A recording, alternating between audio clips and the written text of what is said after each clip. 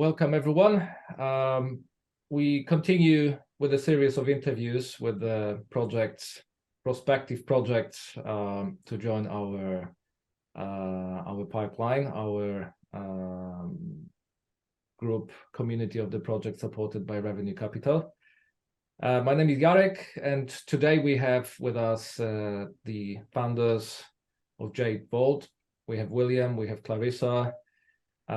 We'll be talking a little bit about what the project is about, what's exciting about it, and why you should be excited about it. So guys, just the first warm-up question, please tell us a little bit about yourselves and about your project. Okay. Clarissa, why don't you go first? Well, hello everyone. Firstly, my name's Clarissa Ralston-Saul, and I'm a director of Jade Vault, as Jarek's already said, and the founder along with William. I started off my career as a trader in the city, which I loved, but I found myself about 20 years ago going into the mining industry, which I have worked in now, as I've said, for 20 years alongside William. And we've built this project together and we're very, very excited.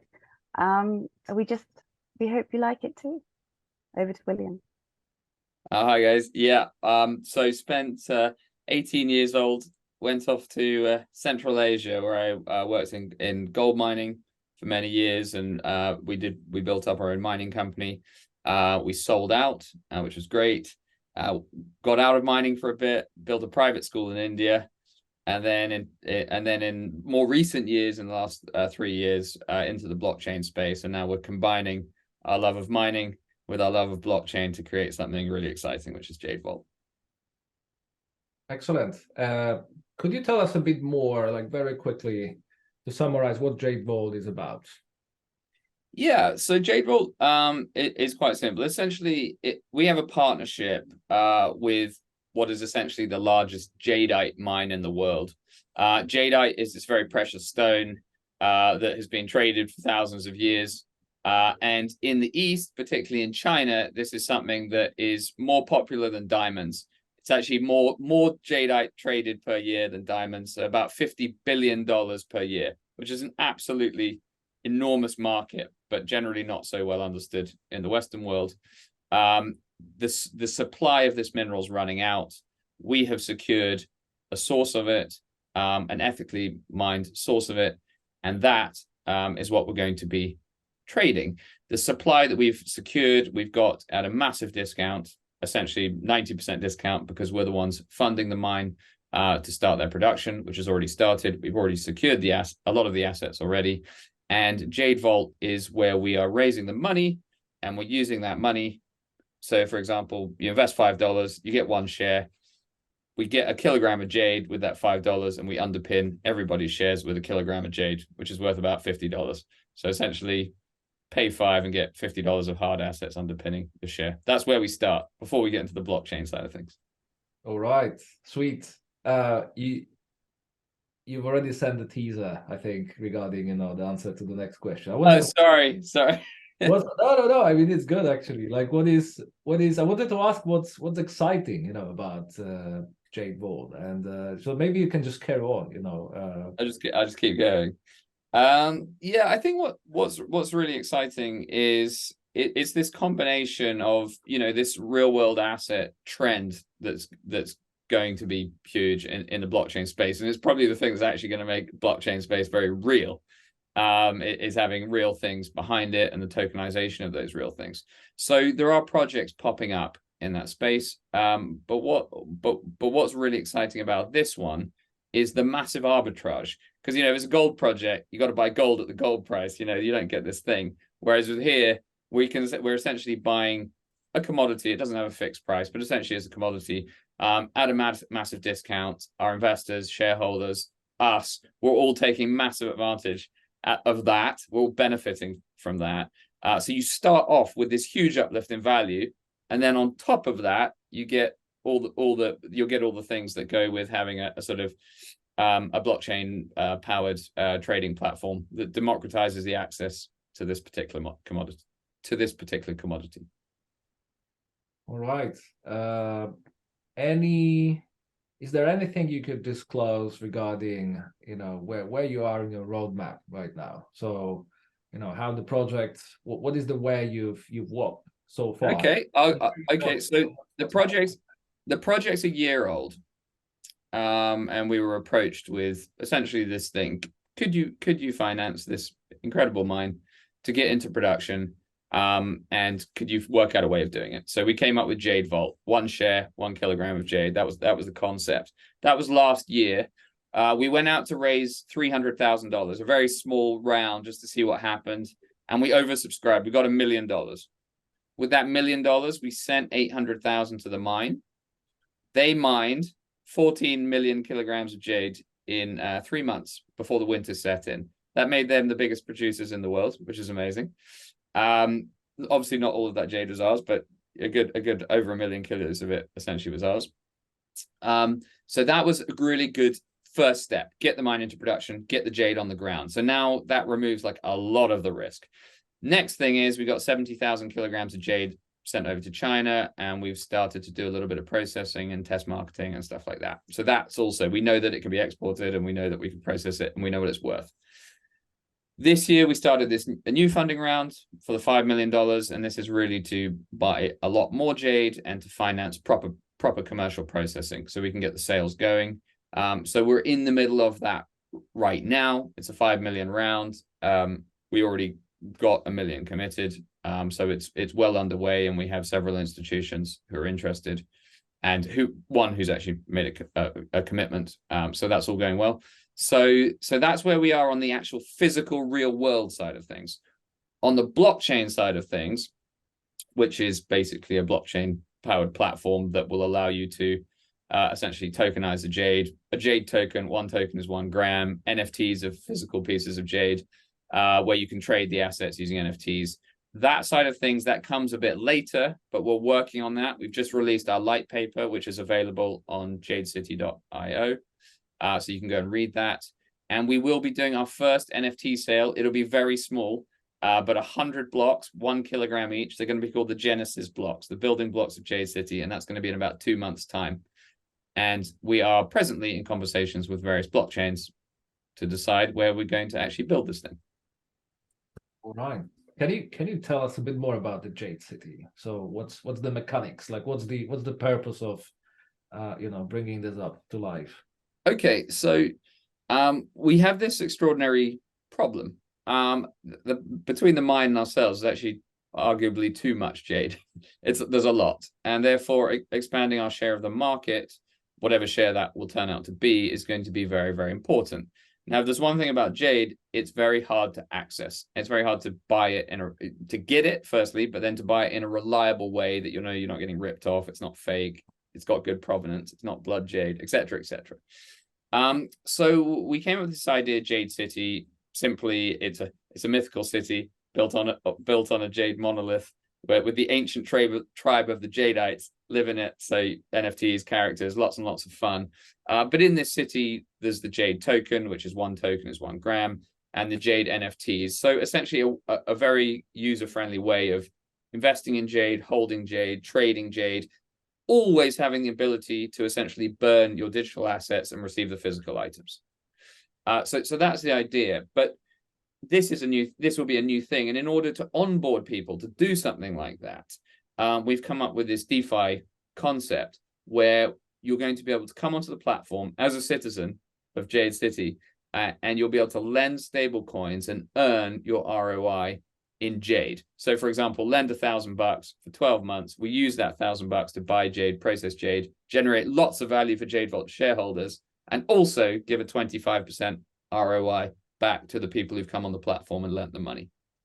So essentially, lend stable coins, earn tokenized jade, turn your tokenized jade into real jade items, and then if you want to burn your NFT, get the item. If you're a factory, process it into jewelry. If you're a person, put it in your house, whatever. So essentially, like, democratized access to the $50 billion market.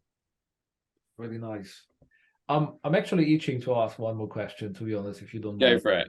I'm wondering who's your target market, target community, target investors, in terms of like who's supposed to be your investor or be later on also the token holder. Like I understand that, you know, what you do is kind of you blending a little bit those two worlds. You know, there's a commodity, quasi-commodity based investment, you know, the real world, the real assets, versus we have, you know, Jade City with the NFTs and tokens. That's where, you know, a little bit of the jargon, you know, comes in. We're talking about staking, we're talking about, you know, quite other Web3 rather related, you know, activities. So where do you sort of position yourself? Would you like to attract, you know, both of those two worlds, or there's like a very well, there's different elements, because there's the investors into Jade Vault itself, and then there's the users of the Jade City platform. Right. So as an investor into Jade Vault, essentially it's somebody who wants to make money, right? You know, and believes in the project.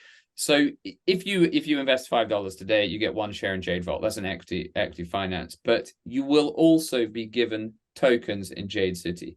There will not be a separate token sale, right? You get the tokens by being a shareholder. Now, this is very carefully planned for several reasons. We want our token holders at the outset to be the shareholders of the mothership, because we want people to care about the project. We don't want 10,000 people owning our tokens who are just speculators, who don't care about the project, who are just going to dump it on us, right? And those token holders of Jade City, the actual Jade City token holders, they will get a share of the profits from Jade City, because Jade City will develop its own profits.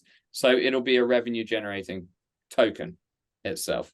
So those are generally, it's a combination of people. It's people who understand about mining, people who understand invest in blockchain. Generally, those are the two communities that do that. It's not country specific and it's not age specific. It really is just investment specific. When it comes to the users themselves, our obvious market is Asia, because Asians understand jadeite. You know, there's the kind of so the areas that buy jade, there's China, which is now opening up to crypto, which is great. Hong Kong, Singapore, Malaysia, Thailand, Japan, all those kind of areas are like, that's an obvious place to go. And the buyers of jade in the last 5 years has gone from being an older generation to being a younger generation are buying. So the online trade of jade inside China, for example, in the last 5 years has gone from $5 billion a year to $39 billion a year, just the online bit. And the offline bit's gone down. It's kind of swapped over. And the average buyer is girls between the age of 18 and 35 at the moment. So you know, that's a young crew, which is obviously better when it comes to doing anything blockchain related with Jade City. Also, Jade City will not just operate. You won't necessarily have to have a wallet and be super blockchain savvy to use it. We will make the whole front end very credit card friendly and just Web 2 friendly at the same time. We need to appeal to hundreds of thousands of people, not a few thousand people who like NFTs. Right. Very nice. All right, guys, is there anything, you know, what hasn't been mentioned, but you'd like to highlight it to our community before we conclude? Yeah, I mean, I think something that's important is, you know, it's the company is already got assets. You know, it's not a startup where it's like, oh, this is a nice idea, we're going to go and buy some jade, and then you're going to have assets underpinning the company. You know, just the 70,000 kilos, which is a small percentage of our total assets that's, you know, already in China in stores. You know, let's say worst case scenario, you know, that can be sold, and you know, it kind of underpins the investment that's already been made into the company. And we're going to have in the next probably 4 weeks another 350,000 kilos moving into China, into our stores. And then we've got a bunch more that's like still on the mine site, but also essentially ours. So, you know, I would like to say every investment obviously carries risk, 100%, but we've come a long way, and those assets that we're sitting on make us less risky than your average project and make us realer than the average project, I would say. Absolutely. I mean, that's a pretty fair, unfair advantage. Yeah, which you have on your end. I mean, it's not something, it's I believe it makes you pretty unique. It's not like every second project can say, well, I'm directly invested into, the real assets around which the whole business model is sort of built. So yeah, that's really nice. Yeah, I mean, I mean, I kind of got out of mining and this brought me back in, and it's when I think that the defining moment for me was like, oh, so I've been mining gold like my whole life, I cut 2 or 3 grams a ton, and I've mined coal in my life, and and so everything I've mined, I built my entire career on mining at about $100 per ton. Every ton you get out of sort of material that you can sell is worth about $100. And suddenly we're looking at something that's like $50,000 a ton. I mean, it's so many orders of magnitude different that I think greed got the better of me, and I had to go back to the industry that I grew up in. So yeah, we're back and loving it. It's one of those things when you go back into the thing that you actually were really good at, or you think you were really good at.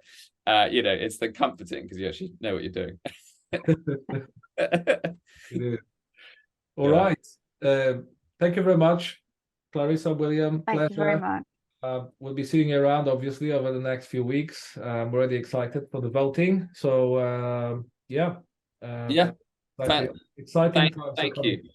Thank you very much. And you obviously can answer any questions. We live, breathe, eat, and sleep the project. So, fantastic. Thank you, guys. All right. All right. Bye. Brilliant. Thanks.